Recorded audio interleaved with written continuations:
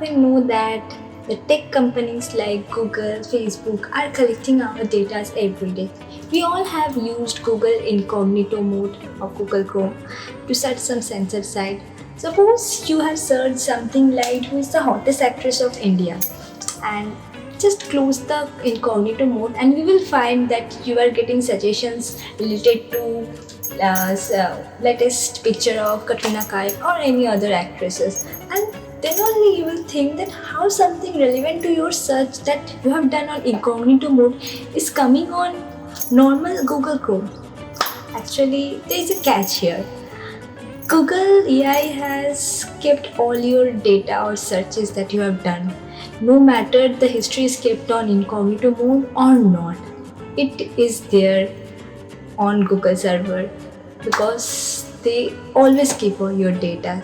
So this is how the tech companies are making you foolish. Actually, we are not making you foolish because it is already written on their terms and conditions that we often don't read. So there comes the work of VPN. So by using VPN, you can protect yourself from being tracked, but make sure you don't use your Google account for sure, and you know the reason why. How many of us really know what is VPN or the core part of VPN? Probably half of us don't. All we know is we have to download a VPN app from Google Play Store and we will turn it on and it will start, which will let you access those sites that are restricted by government and your ISP. But is it that simple as it looks like? No. There is a lot of science behind it, or so-called details. So let me explain you about it in short. Moreover, you can even set up your own VPN, but that's a different topic. Whole different topic. I will make a video on it later on. So VPN just makes a secure tunnel that keeps going your traffic securely that no one can peer into. Well, most of the VPN providers claims that they don't keep your logs, but how much true is that?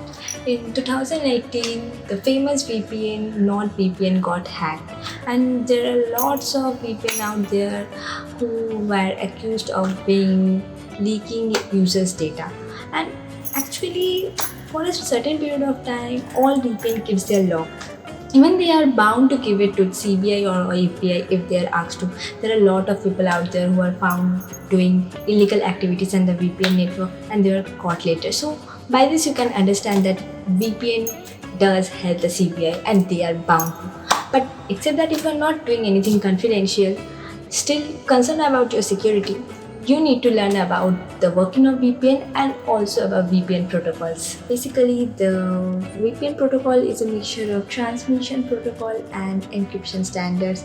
Starting in 2020, already we have HTTPS, so our data are already encrypted mainly on HTTPS. But still, if we care about our security and privacy, we need to choose VPN protocols carefully. So in our video, I will gonna talk about the top 5 VPN protocols. Okay, so what is VPN protocols? VPN protocols are quite technical and quite confusing. Protocols are rules. Not only we humans follow rules, so do computers, networks, and VPN softwares follow rules. However, VPN uses different protocols depending on what kind of devices you use, how you want to use, or what you want to use. It's a common choice of people of checking out what VPN protocols the service is providing. Well, but do you know the difference between each of the protocols? Well, if you come to know the difference, it will make it easier for you to choose the correct option for your VPN and also help you to make a smarter choice. 1. Point-to-point tunneling protocol. Basically, the PPTP client establishes a connection, also called tunnel, to the PPTP server. Through it, transports all your online data and traffic, securing it with its encryption at the same time. In short, you can say it has fast data speed, wide support, but many security issues. Number 2. L2TP or IPsec. L2TP, that is Layer 2 Tunnel Protocol. Layer 2 Tunnel Protocol is a replacement of the PPTP VPN protocol. The protocol has two endpoints. L2TP tunnel starts out by initiating a connection between these two endpoints. Once that is achieved, a PPP link layer is enabled and encapsulated, and afterwards it's carried out over the web. The PPP connection is then initiated by the end user, that is you, with the ISP. Once the LSC accepts the connection, the PPP link is established. Afterwards, a free slot within the network tunnel is assigned, and the request is then passed on to the LNS. Lastly, once the connection is fully authenticated and accepted, a virtual PPP interface is created. At that moment, link frames can freely be passed through that tunnel. The frames are accepted by the LNS, which then removes the LTTP encapsulation and protocols to process them as regular frames. In short, LTTP or IPsec is widely used, which has good speed, but it can be easily blocked due to the reliance of UDP on single ports. Number 3. SSTP, Secure Socket Tunneling Protocol. This is popular due to its full integration with every Microsoft operating system. Since Windows Vista, SSTP works by establishing a secure connection between a VPN client and a VPN server. Like PPTP, SSTP transport PTP, point-to-point protocol traffic. One sentence we can say, SSTP has good security, which is difficult to block and detect.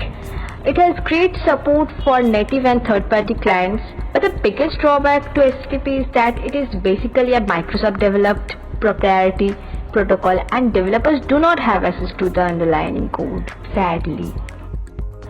Number 4. IKEv2, Internet Key Exchange version 2. Like any VPN protocol, this is responsible for establishing a secure tunnel between the VPN client and the server. It does that by first authenticating both the client and the server, and then agreeing on which encryption method will be used in it. It makes sure the traffic is secure by establishing and handling the SA, Security Association attribute. But what is SA?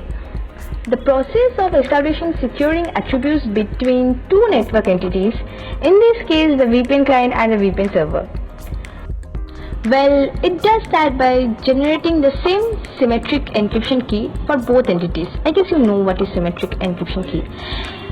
Said key is then used to encrypt and decrypt all the data that travels through the VPN tunnel. In one sentence, this VPN is fast, mobile friendly.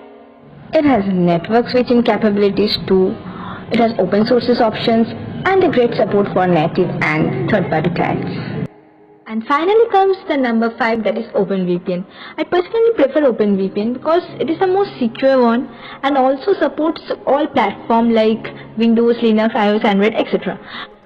Well, my main reason for making it favorite is because it is an open source protocol that allows developers to access to its underlying code. Unlike most VPNs, OpenVPN is open source. That means its code isn't owned by just one entity, and third parties can always inspect it and communicate through it.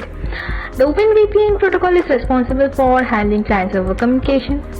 Basically, it helps to establish secure tunnel between the VPN client and the VPN server. When OpenVPN handles encryption and authentication, it uses the OpenSSL library quite extensively. Also, OpenVPN can use either UDP, that is User Data Protocol, or TCP, Transmission Control Protocol, to transmit data. If you are not familiar with TCP and UDP, they are transport layer protocols and are used to transmit data online. TCP is most ever since it offers error correction features. That is, when a network packet is sent, TCP waits for confirmation before sending it again or sending a new packet. UDP does not perform error correction, making it little less stable, but much faster.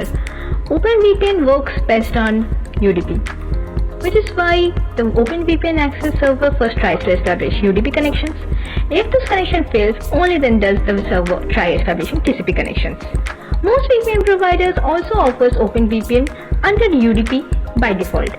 Due to the way it is programmed, it's a custom security protocol. The OpenVPN protocol can easily bypass HTTP and NAT. So in our next video, I will show you up how you can set up your OpenVPN protocol and use free VPN on your Kali Linux. And along with it, I will also show you how you can set up your OpenVPN or any other server on your own devices and distribute the VPN to anyone. So in a nutshell, I am giving you up the summary of the 5 VPNs I told you. So this is the summary of all the 5 VPN protocols, which shows that OpenVPN is best among all of them, as it supports all the third-party apps and its encryption is also the strongest as it uses AES. So now it is up to you which VPN you will use. So hope you like the video. To gain more knowledge regarding cybersecurity, computers and technology, do follow up my channel by subscribing it and click on the bell icon so that you can get notification for each new video I upload, and also join up my Telegram group so you have any queries regarding anything you can ask me. So till that, bye bye, see you soon.